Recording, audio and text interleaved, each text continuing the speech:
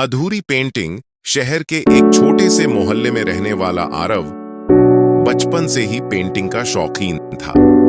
जब दूसरे बच्चे क्रिकेट खेलते थे, आरव अपने रंगों के बीच खोया रहता था। उसके घर की हालत बहुत अच्छी नहीं थी, लेकिन उसकी माँ हमेशा कहती थी, रंग कभी गरीबी नहीं देखते, वो सिर्फ जुनून देखते हैं।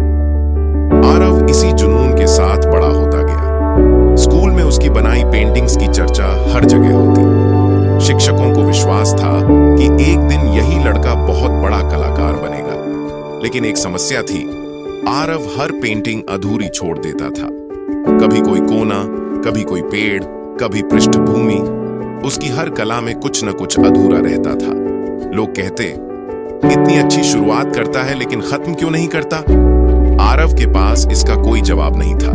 वह बस कहता, कुछ कमी लगती है, कुछ ठीक नहीं लगता।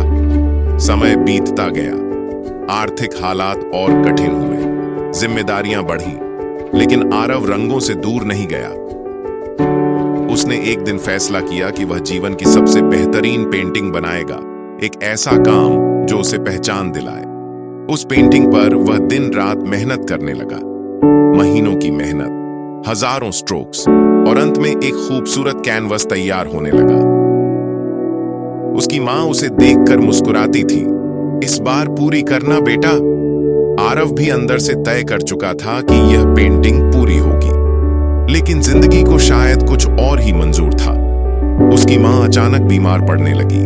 अस्पताल, दवाइयां, खर्चे सब बढ़ता गया। आरव की पेंटिंग रुक गई। उसके हाथ रंगों से नहीं, मां की दवाइयों से भरने लगे। एक दिन डॉक्टरों ने बताया कि उसकी मां के पास ज्यादा समय नहीं है। आरव टूट गया। उसी रात वह अपनी अधूरी पेंटिंग के सामने बैठा रहा। रंगों को हाथ में लिया, लेकिन हाथ कांप रहे थे। वह सोच रहा था, ये पेंटिंग पूरी करूं या मां के साथ बैठूं? कुछ देर बाद उसने रंग नीचे रख दिए और अपनी मां के कमरे में चला गया। मां मुस्कुराई, आज फिर पेंटिंग नहीं की? आरव की आंख नम थी। मां, वो अभी भी अधूरी है। मां ने उसका हाथ पकड़ा और धीरे से कहा, कुछ चीजें अधूरी रहने के लिए ही बनती हैं, ताकि हम समझें कि जीवन पूरा करने में नहीं, जीने में खूबसूरत होता है। कुछ ही दिनों बाद उसकी मां इस दुनिया से चली गई। आरव टूट चुका था। महीनों पेंटिंग को हाथ नहीं लगाया। वह हर दिन उस पेंटिंग को देखता जो सिर्फ आखिरी स्ट्रोक का इंतजार कर रही थी। एक साल बाद एक बड़ी आर्ट एग्जीबिशन की घोषणा हुई। दोस्तों ने कहा, अपनी पेंटिंग भेजो, वो वाली जो तुम्हारी मां देखती थी। आरव हिला। उसकी आंखें उस अधूरी पेंटिंग पर टिक गईं। क्या वह इसे पूरा करे? उस रात उसने रंग उठाए, आखिरी स्ट्रोक लगाने ही वाला था, लेकिन उसकी मां की बात याद आ गई। कुछ चीजें अधूरी रहने के लिए ही बनती हैं।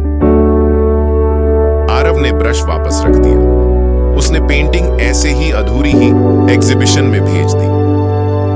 लोग पहले तो चौंके, ये अधूरी है, लेकिन देखते देखते भीड़ उसी पेंटिंग के सामने इकट्ठी होने लगी। लोग कहने लगे, इस अधूरेपन में ही इसकी खूबसूरती है, जैसे इसमें कोई कहानी छुपी है। उसकी पेंटिंग को साल की सर्वश्रेष्ठ भावनात्मक कलाकृति का अवार्ड मिला। स्टेज पर जब आरव से पूछा गया, आपने इसे पूरा क्यों नहीं किया?